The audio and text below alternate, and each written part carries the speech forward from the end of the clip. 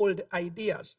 But before we go into it, the discussion with the panel, we'll first have a pre-recorded keynote from Sir Malwin Joseph, the Minister of Health, Wellness and the Environment in the government of Antigua and Barbuda.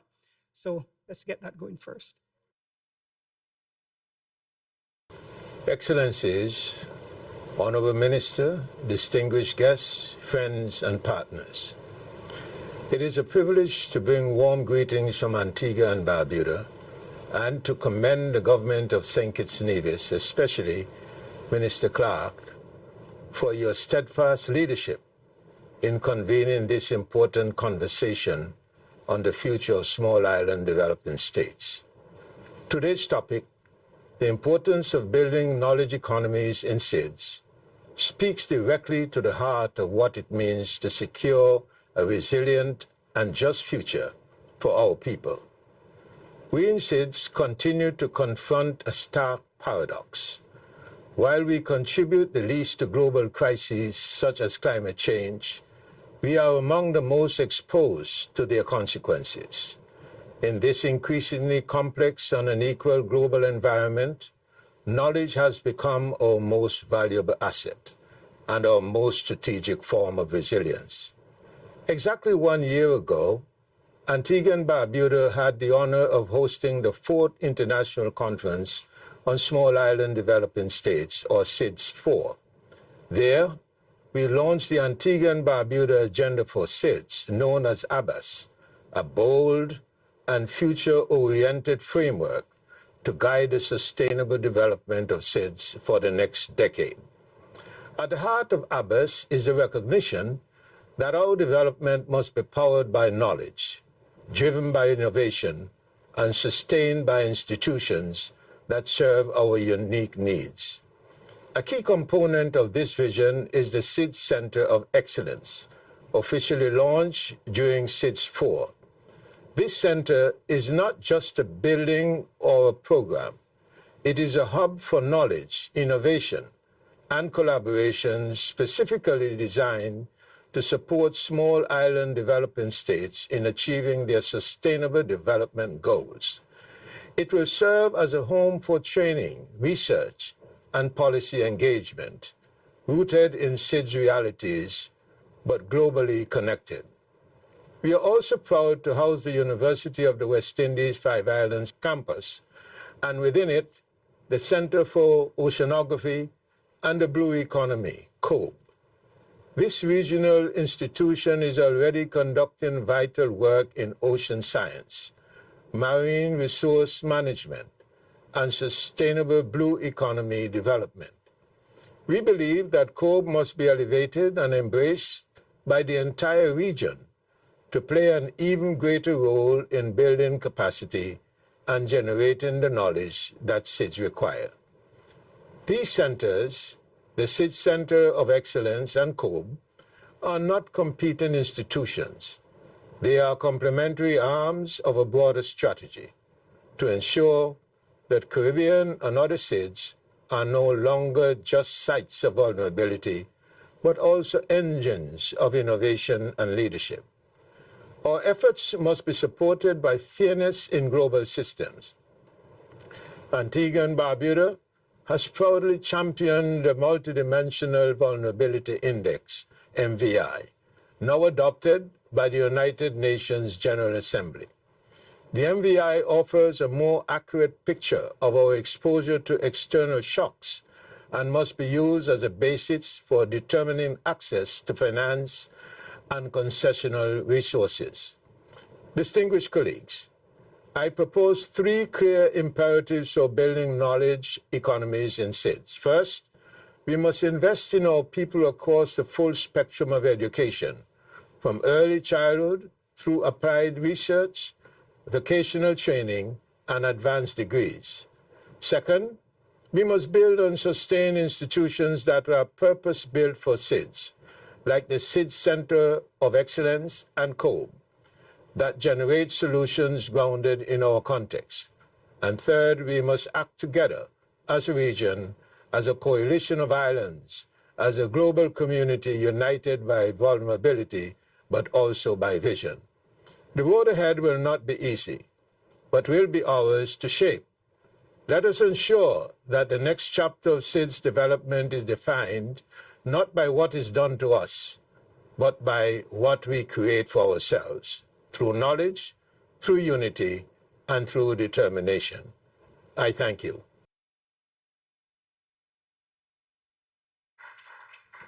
Okay, so very important reflection there from Sir Malwin Joseph. So we'll dig deeper into the points that he raised. So with me on the panel here today, I'll just introduce them one by one and they'll just give you a wave so that you know who they are. First, we have Dr. Gail Rigobert. She's very dear to my heart. She was a teacher while I was doing my master's and supervised my thesis, so I have to give her a shout out for that. Gail was a minister in the government of St. Lucia, and she's currently Dean of Academic Affairs at the University of St. Martin. So welcome, Gail, good to have you. Next to her, we have Keisha Farnham. She's the head of programs and partnership at the Caribbean Center for Renewable Energy and Energy Efficiency. And then we have Donald Baldia Singh. He's the president of the NMAN Group and founder of Carbon Zero Institute in Trinidad and Tobago. We also have Hans-Eric Scholz. He's the CEO of the Caribbean Industrial Research Institute, otherwise known as CARIRI. And of course, none of this would have come together without Dr. Priya Mohan. She's the real engine behind the research paper that sparked today's panel discussion. And Priya is a senior fellow at the Sir Arthur Lewis Institute of Social and Economic Studies, SIDS. And Priya will just kick us off with a brief background on the paper. Thank you, Courtney. Good afternoon, everyone. So we had a lot of context being set by the minister and Courtney's remarks, but I'll begin the panel by giving some further context. I'll be speaking about a paper written jointly by myself and Courtney, funded by ODI Global, Engines of Growth Building Knowledge Economies in SIDS, and this paper is freely available online. So just to give some short insights from the paper, I would begin with asking a question. Why should we care about knowledge economies? Why should we care about knowledge economies in SIDS? So recent international conferences, including SIDS 4, as we heard the minister make reference to, and the AIS regional meeting, they have both highlighted the critical role of knowledge economies in SIDS and the need for SIDS to develop tailored strategies that would foster science, technology, and innovation. All of this align into international frameworks, including the SDGs, the Paris Agreement, and the Antigua and Barbuda Agenda for SIDS, ABAS. Again, we heard the minister make reference to this. Now, the path to knowledge economies is not without its challenges for SIDS, and we are all familiar with these challenges. In SIDS, we have limited financial resources to invest in knowledge economies. We have limited access to new technology, brain drain, low R&D funding, fragmented institutional structures, underdeveloped digital infrastructure, and a legacy of colonialism, which has locked us into primary commodity production. All of these factors hinder the growth of knowledge and innovation-driven sectors in our economies. The good news, however, is that the fourth industrial revolution, bringing with it technologies like AI, blockchain, the Internet of Things, they offer real exciting opportunities for SIDS for the development of knowledge economies. And these are not just abstract ideas, these are things that are actually happening. And Courtney would have given some of the examples. And yesterday in our side event, we had a host of government officials giving the examples of these strategies being implemented in their countries. And we'll hear from the panel more on these practical strategies. Now, what we did in this paper, we developed a knowledge economy framework of indicators, because sometimes the concept of knowledge economy can seem abstract. So we developed a framework of indicators so that we are able to measure knowledge economies. So how are we to track progress in how we are developing knowledge economies? And this is why we developed this framework. And the framework includes various various indicators of how we measure knowledge economies, including things like knowledge networks, innovation ecosystems, technology transfer, R&D, human capital development, ICT development. So a whole host of indicators using international data sets. And the idea was to create a state of SIDS report. And this report is published in the paper, and we intend that every 2 years we would update the statistics so that over time we can now track the progress of knowledge economies across SIDS globally. So I'll now give a few insights looking at the indicators as to what we found, how are we faring in terms of development of knowledge economies in SIDS. So the first big one is that we lag behind global averages in developing our knowledge economies. And this may not be very surprising. But although we lag behind, the picture is not uniform. There's variable progress. We have some real standouts. And Mauritius is one of those examples. Mauritius has strong institutions and business practices, and it ranks very high in the Global Innovation Index. We also had other countries that would have ranked high in individual indices of the Global Innovation Index, like Jamaica, Cabo Verde, Dominican Republic, and Trinidad and Tobago. So these countries also had certain strengths when we look at the Global Innovation Index. We also found what we call a technology readiness gap. So there's a gap when it comes to adapting new technologies. So looking at the UNCTAD Frontier Technology Index, we saw that on average, SIDS are less able than the rest of the world to adapt technology adopted from other countries. We, however, found that some SIDS are actually better able to adapt the technology, and this included Barbados, Mauritius, Bahamas, Fiji, and Trinidad and Tobago. Another finding is untapped innovation and R&D potential. So we found that the number of patents and scientific publications coming out of SIDS is relatively low. What we did, however, find was that in the Caribbean, we ranked the highest in terms of these patents and scientific publication. An interesting point we found was the education innovation disconnect. So SIDS would have invested highly in education, and we have comparable average years of schooling and government spending compared to developed countries. However, these investments in our education system, they have not translated into strong innovation outputs. Another finding would have been the digital infrastructure divide. So we found actually that internet penetration rates in SIDS is actually higher than other parts of the world. However, when we look at reliable fixed broadband, it's significantly lower. And this is a major barrier to us participating in the digital economy. And the Pacific region would have ranked the lowest in this area. We also found that there is a real climate-related R&D imperative in SIDS. So SIDS recognize that climate change is the major challenge facing their economies. And when we invest in R&D and innovation, we focus on climate change issues. We also found governance and entrepreneurship bottlenecks. So of course, it takes longer to start a business. And since we've heard a lot of panels on this, many new businesses, we have a lower number of average businesses being created compared to the global average. And the last point I'd like to conclude with is the power of regional collaboration. So we found that SIDS were able to effectively use regional and international partnerships to promote knowledge economy development. So organizations like AOSIS and CARICOM play a key role in developing knowledge economies in SIDS. So I want to close here to allow the panel to speak, because the paper goes further into policy recommendations. I found that the minister gave 3 solid policy recommendations which come out of our work.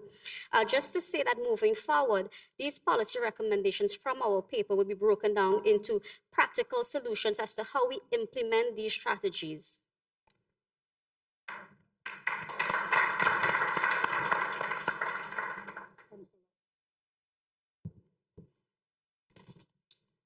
Okay, good. Thanks, Priya, for that great background on the paper. So we'll actually get into the meat of the matter itself and hear from the actual experts. And Keisha, I want to turn to you first.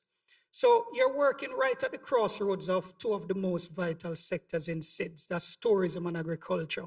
How do we use innovation to both cut our food import bill and make ecotourism part of a smarter, greener knowledge economy?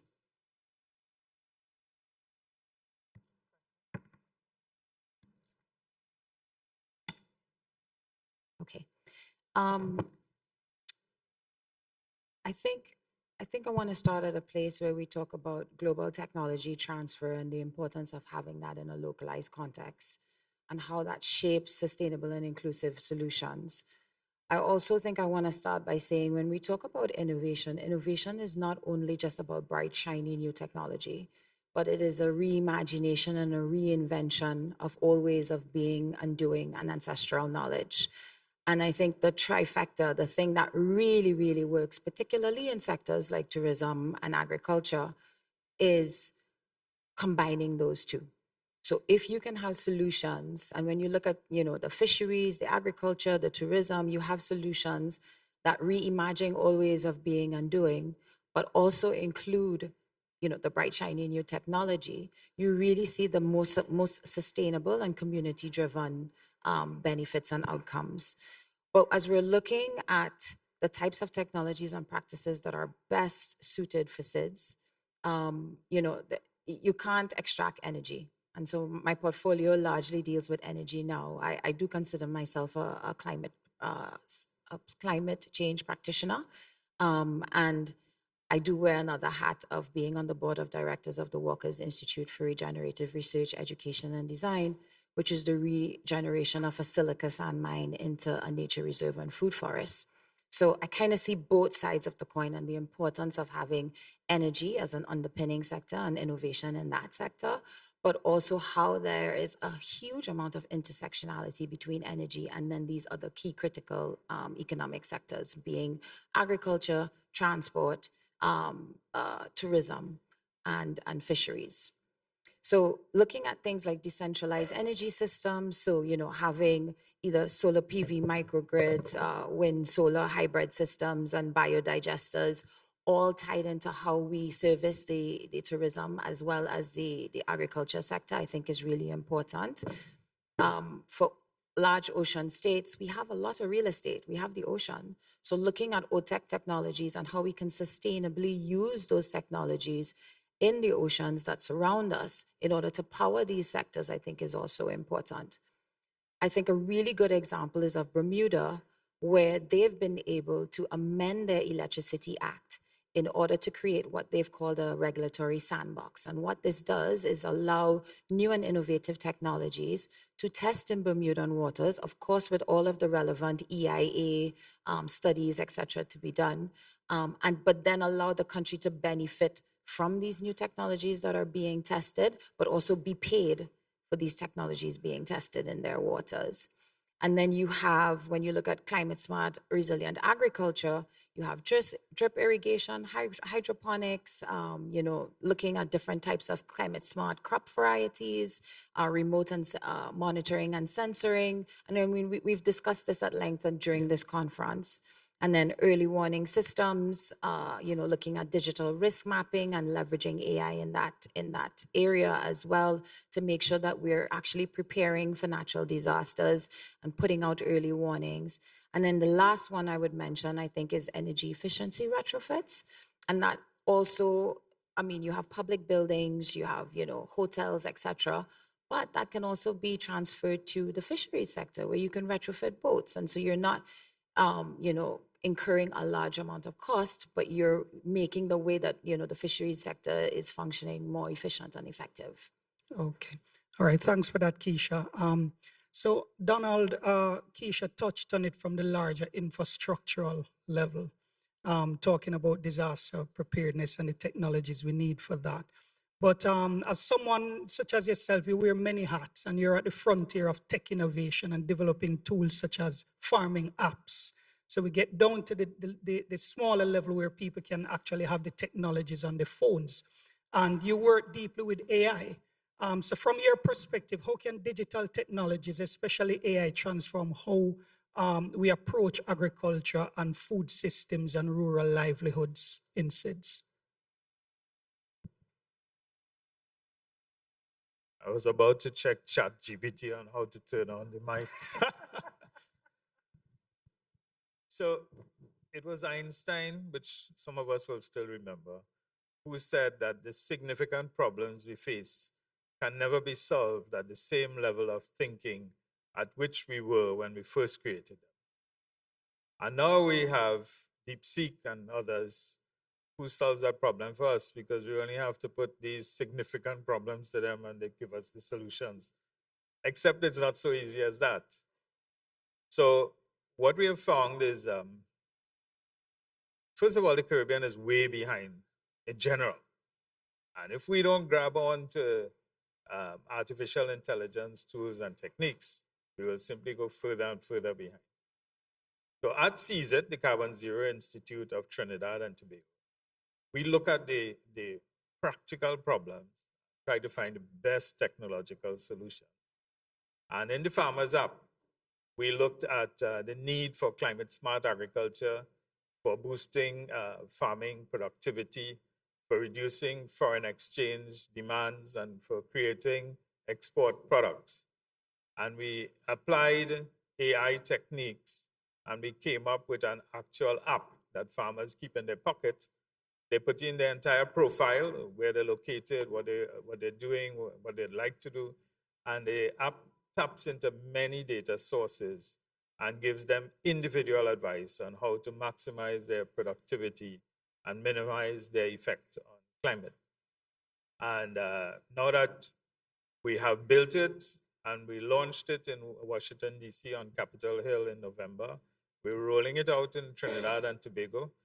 I spoke to the Honorable Minister of Agriculture last night with the hope that the next place could be St. Kitts, that will bring the app. So I'm looking forward to that.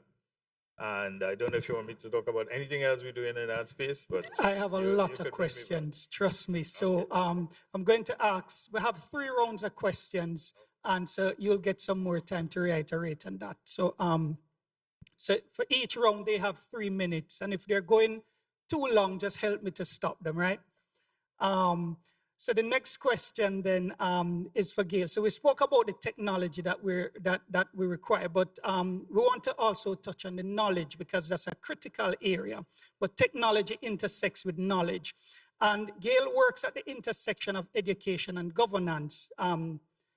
As both an educator and a former member of Parliament of St. Lucia. And so young people in SIDS today are already digital natives. They're online, they're using social media, etc. So from a policy perspective, how can we better harness that existing digital fluency to build knowledge-driven, innovative economy by bringing in the youth and the knowledge they have of technology? Thank you very much, Courtney, for that question. Let me thank Island Innovation for having me here. I'm delighted to be here and to continue to learn. Interestingly, you speak of digital fluency, and very often I ask us to reflect on what we mean by digital competency or digital fluency. Because sadly, we will discover that much of that digital fluency is somehow in the recreational aspect of the use of technology and not the productive use of technology. And from the education perspective, how then do we leverage what is already second nature to this generation for productive purposes, to generate new knowledge, or even process innovation, as my colleague here referenced earlier?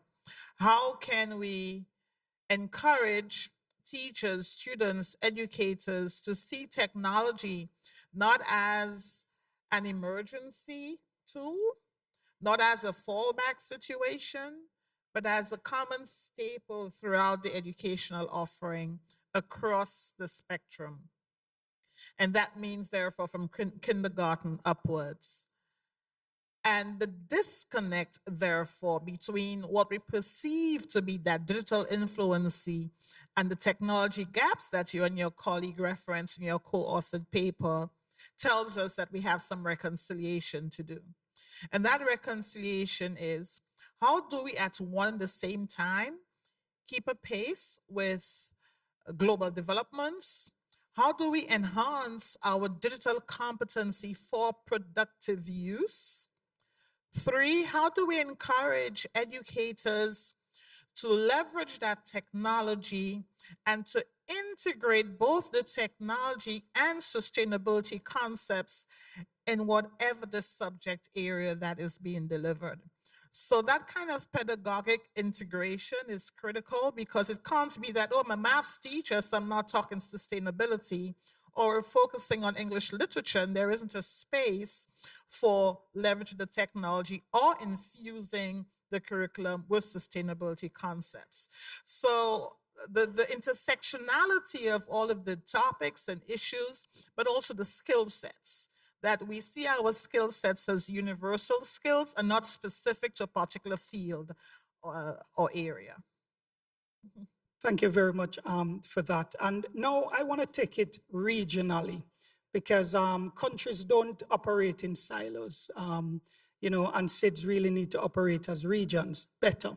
And Sir Marlin just said we need to work together as a region. So Hans-Eric, from where you sit regionally in Kariri, how do we connect the dots then? How can regional organizations help align policies and share innovations and support SIDS to build smarter, more integrated knowledge economies together as opposed to individually?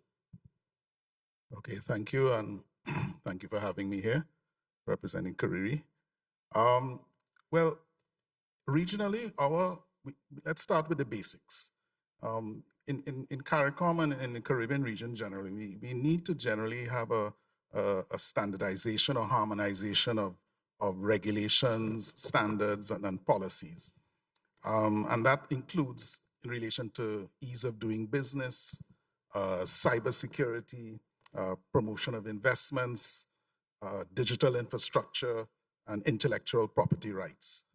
Because right now, generally, you have a kind of a fragmented or duplication of effort throughout.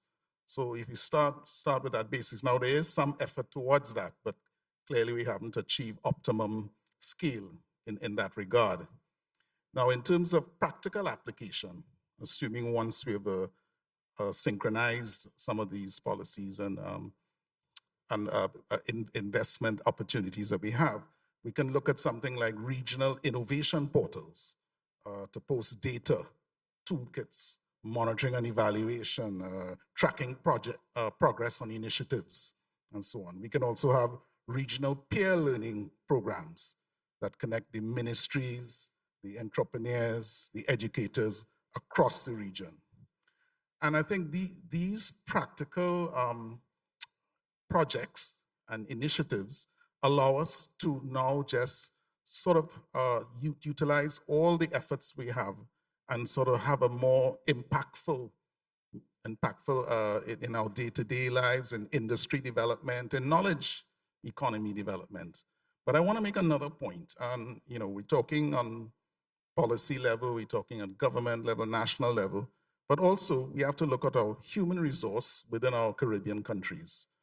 For instance, Kariri was involved in a project called DIA, the Democratization of Innovation in the Americas, which was funded by the Trust for the Americas and the City Foundation.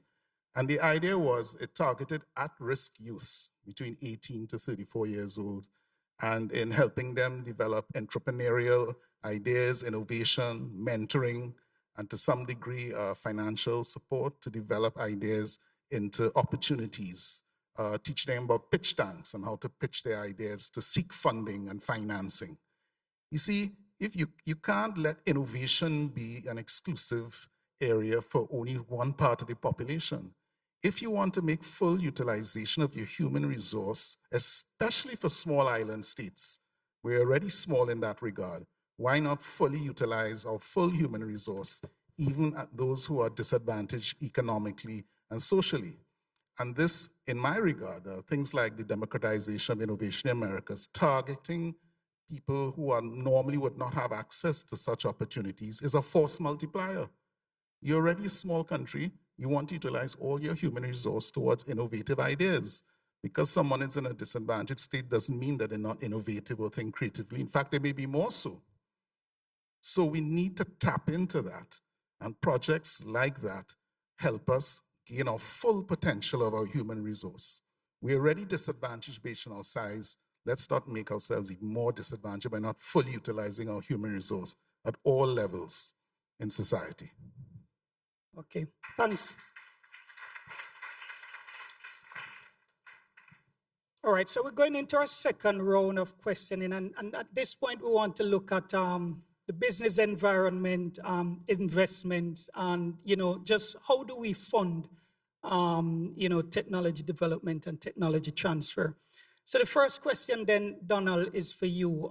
Just a bit of a background. Compete Caribbean did an enterprise survey in 2014, and they found that access to finance was one of the reasons businesses don't invest in R&D and innovation. Over 10 years later, things haven't changed much. So the question then for you is, how can SIDS improve SME access to finance? And not just finance, but mentorship and market opportunities. And what are the roles for incubators and accelerators in supporting SME development? Well, I think that you're highlighting one of the biggest issues. We are not in an environment that is supportive of startups. We do not have venture capitalists active here. We don't have angel investors hanging around looking for the good ideas and the good projects. And yet we have problems that everybody recognizes. So there's a gap. And my friend right here, they're helping to fill it with a number of their projects. And I'm making a plug here because we want money from them. Actually, we did benefit from the Shaping the Future of Innovation grant program. And I found that it takes effort to put in applications for these grants, but they exist, and it's a big source of funding that we don't tap into enough. There's IDB Lab, the UN agencies, there's money there.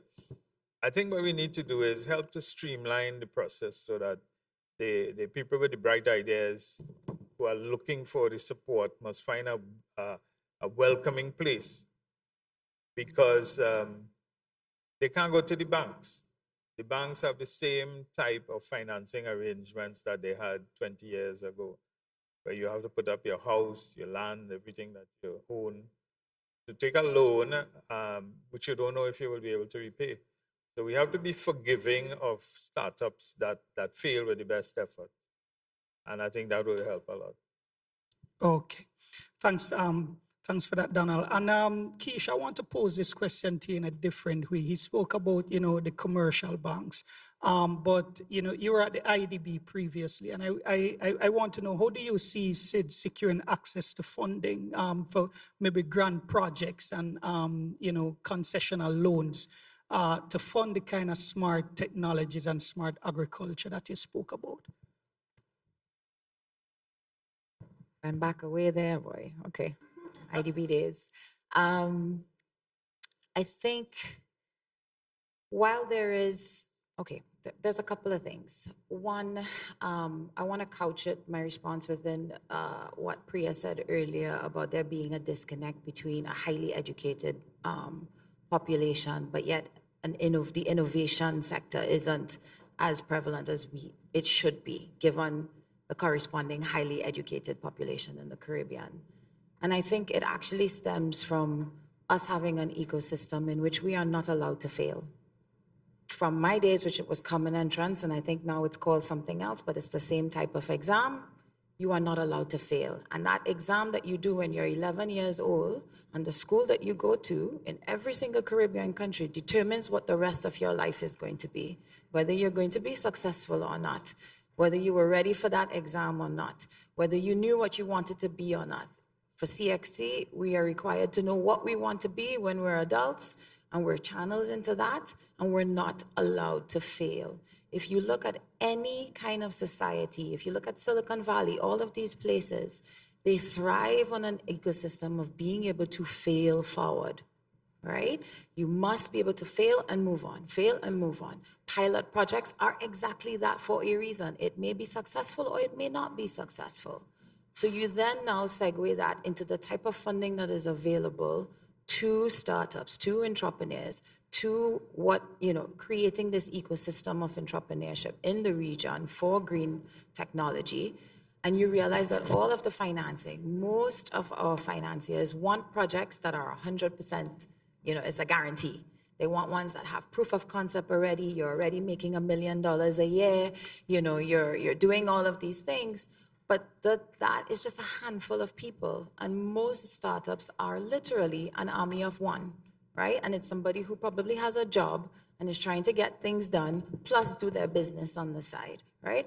Or it is a very, very, very intelligent person at a university who is very skillful in their area, but they're not a business person. And they shouldn't have to be a business person. They're a scientist.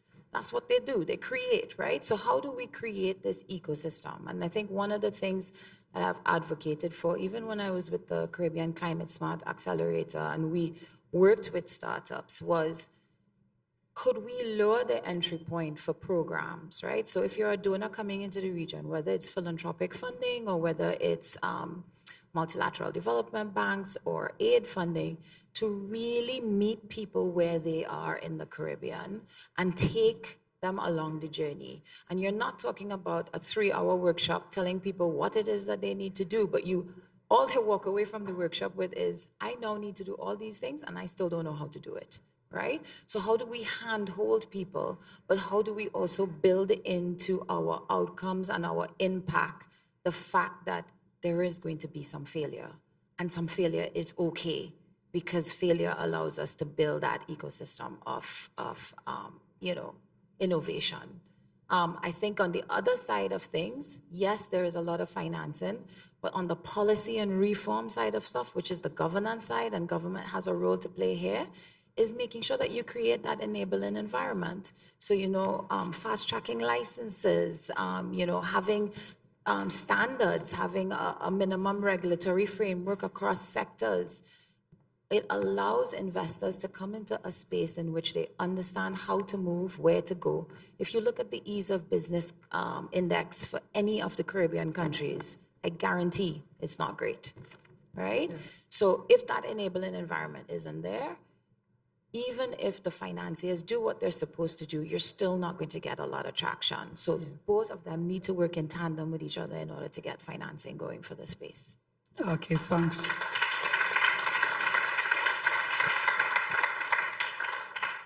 And I realize you started to answer Gail's question, because that was the question I had for Gail. Because having worked as a minister in the government of St. Lucia, you were in the heart of it. So how do we fix the business environment?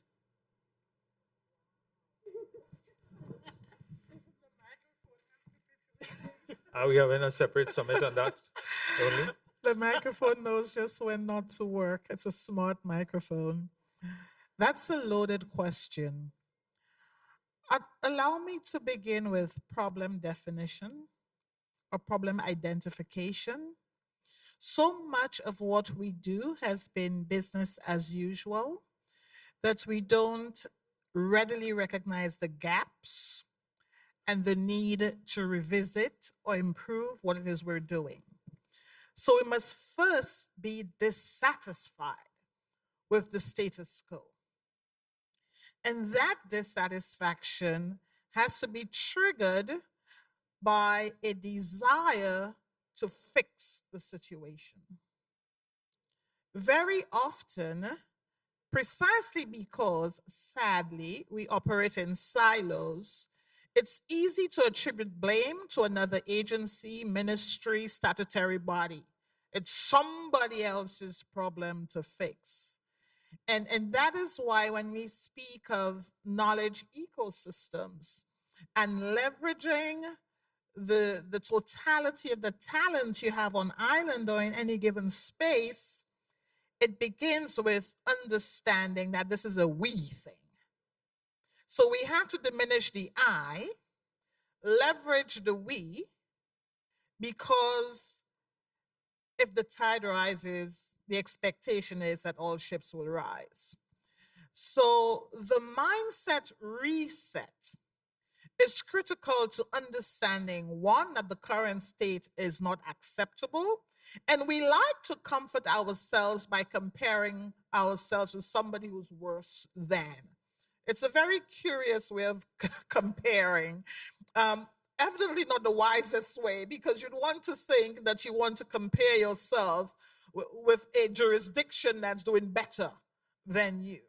So that acknowledgement that, hey, better can be done, better is desired or desirable, and to take those strategic, purposeful, deliberate, intentional steps collectively to address the situation.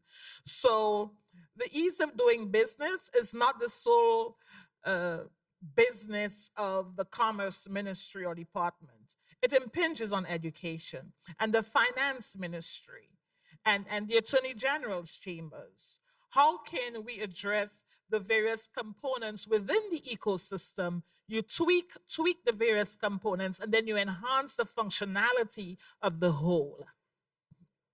Wow. Time?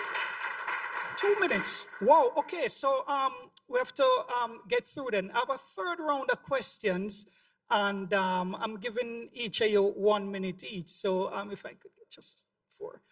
So Gail, just to point out that only 4.9% of students across the Caribbean pass 5 or more CXCs, including maths and English, and just 36% pass maths. So from your experience in both education and policy, how are we going to bridge this gap between education and the systems that we need to develop to build knowledge economies if our students aren't passing the required subjects needed?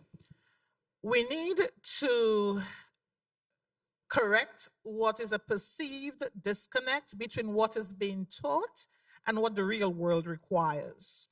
When what we teach is relatable, relevant, and doable because we see the success stories in the space, then you can narrow that gap between that which is taught and that which is required. When we stop teaching towards passing exams and we teach to enhance cognitive ability, then we will begin to see the improvement in results. You can't be studying just to pass. I don't know how much oxygen will get to your brain if you're in that frame of mind.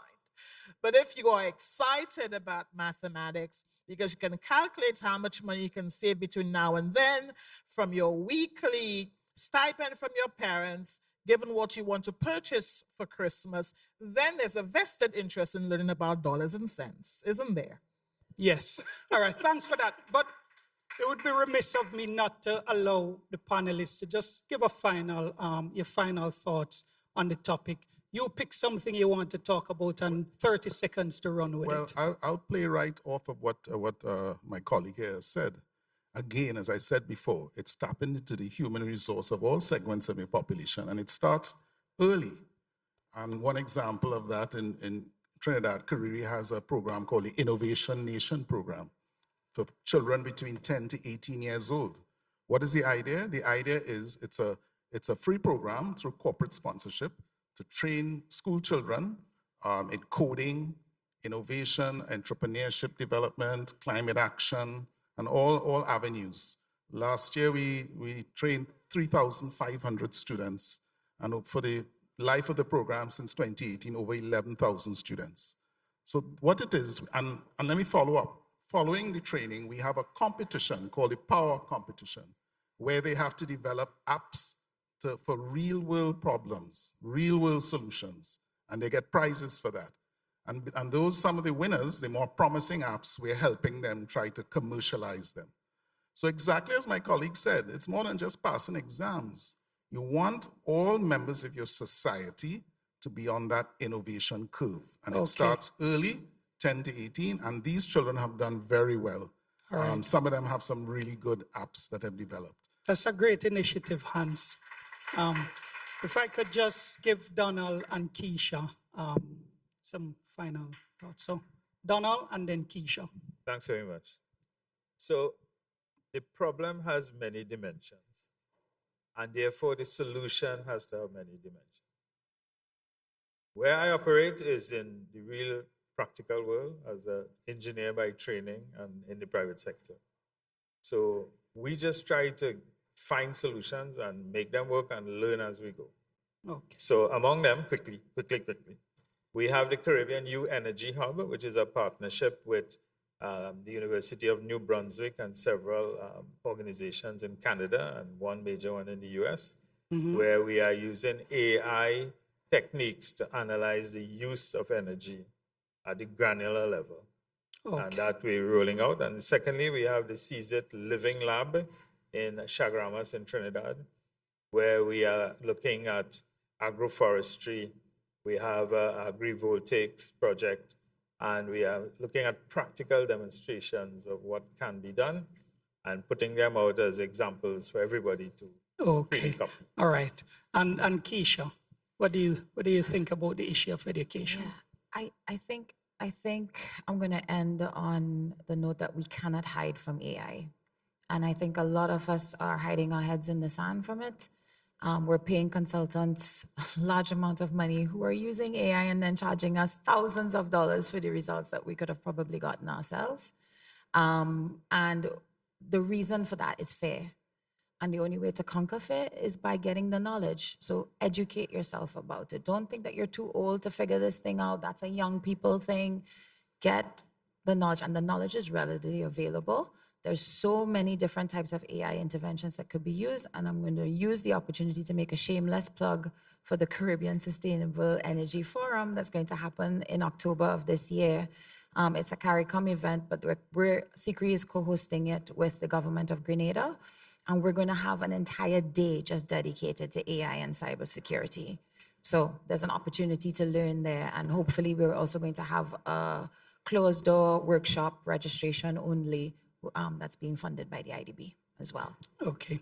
Thank you very much, Keisha. And I'd like to wrap up now. Sorry, we don't have time for questions, I guess. So I'd like to just thank each of my panelists, and I ask that you give them a very round of applause. I actually think I had the best panel at this entire summit. All right, thank you.